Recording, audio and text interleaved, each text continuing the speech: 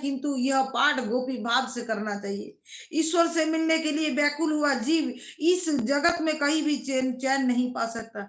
यदि अत्यंत आर्त आर्त स्वरों से भगवान को पुकारोगे तो ही वो मिलेंगे। अतिशय आर्द्रता गोपी गीत में गाया जाए। दिवस में हमेशा 3 बार स्तुति करो। गोविंद दामोदर स्तोत्र में कहा गया है, सुखा बसाने, दुखा बसाने और देहा बसाने स्तुति करो। दुख के प्रसंग में सोचो कि दुख पहाड़ जितने होते हैं, फिर भी भगवान ने तो तुम्हारे पाप के प्रमाण में अपेक्षाकृत कम ही सजा दी है। गोपी गीत का छंद है इंदिरा, और इंदिरा अर्थात लक्ष्मी। गोपिया लक्ष्मी है, सो गोपी गीत इंदिरा छंद में निबद्ध है। गोपिया परमात्मा की स्तुति कर रही है। कन्हैया तेरे ही कारण अपनी और वृंदावन की शोभा बढ़ गई है। पहले यहाँ सौंदर्य नहीं था नाथ, तेरे ही आगमन से तो ब्रज भूमि शोभायमान हो गई है। जयति ते धिकं जन्मना ब्रज, मानव शरीर ही तो ब्रज है। यदि इस शरीर ब्रज में प्रभु प्रकट होंगे तो उसकी शोभा और शोभा दोनों बढ़ जाएंगे, उसकी कीमत बढ़ जाएगी और उसकी जय जयकार होगी। ब्रज शब्द के अर्थ इस प्रकार है, ब्रजति भागवत समीप स ब्रज, ते जन्मना ब्रज अधिकं जयति। भगवान के पास ले जाने हमें सहायभूत होना है। वैसे तो शरीर भी ही तो ब्रज है। जिस शरीर की शोभा वस्त्र भूषण से नहीं, भगवान की भक्ति से ही बढ़ती है। नाथ आपके ही कारण मेरे ब्रज शरीर की सेवा है, और आपका प्रागट्य होने पर ही हमारी शोभा बढ़ पाए है।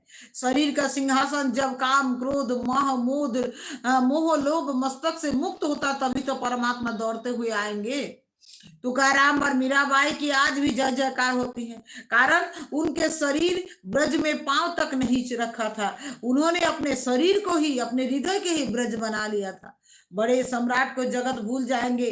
शंकराचार्य, वल्लभाचार्य, मीराबाई, तुकाराम, नरसिंह मेहता को कौन भूल सकता है। इन महापुरुषों ने अपने हृदय गोकुल में श्री कृष्ण को पधारा था। जगत गुरु शंकराचार्य से ज्ञानी आज तक ना कोई हुआ है और ना कोई होगा, फिर भी वो अपने हृदय में श्री कृष्ण को हमेशा बसाए रखते थे। कन्हैया हम तो केवल तेरे लिए ही जी रहे हैं, तेरे बिना काल हमें सताता है। नाथ ऐसे तो हमें कोई गरज नहीं है, फिर भी शरणागत की रक्षा करना क्या तेरा कर्तव्य नहीं है। शरणागत जीव को उपेक्षा ना करो। हर किसी में हम आपको ही ढूंढते हैं। तो भक्त तो सब में एक ईश्वर को ही ढूंढते रहता है। तो हम श्री कृष्ण सर्वत्र विचेंते, सभी में जो ईश्वर को ढूंढे वही तो गोपी है। हे नाथ हम आपकी दासी है, हम आपकी हैं, और हमें दर्शन देने की कृपा कीजिए। पहला श्लोक प्रभु के गुणगान का, कीर्तन भक्ति का है। प्रभु के दर्शन की अपेक्षा है, सो उसमें दर्शन भक्ति भी है। प्रभु के हेतु ही प्राण धारण किए हैं, अतः आत्मनिवेदन है इसमें। दैतंग से सख्य और आत्म शब्द से दास्य इति आदि साधन रूपा भक्ति के भेद सूचित है।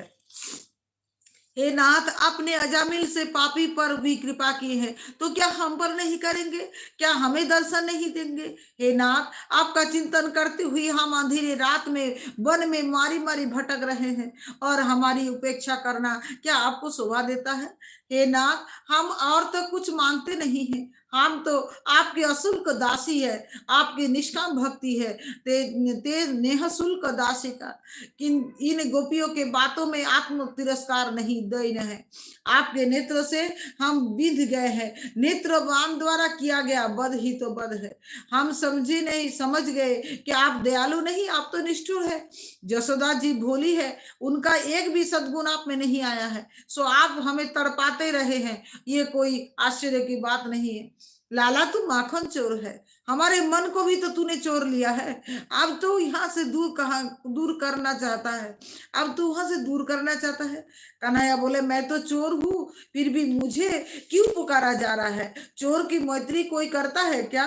गोपिया बोल रहे चोरी करने के लिए ही तो मैंने तुम्हें पुकारा है। तू तो चोरी करता ही है, तो तेरी आंखों में भी तो चोर है।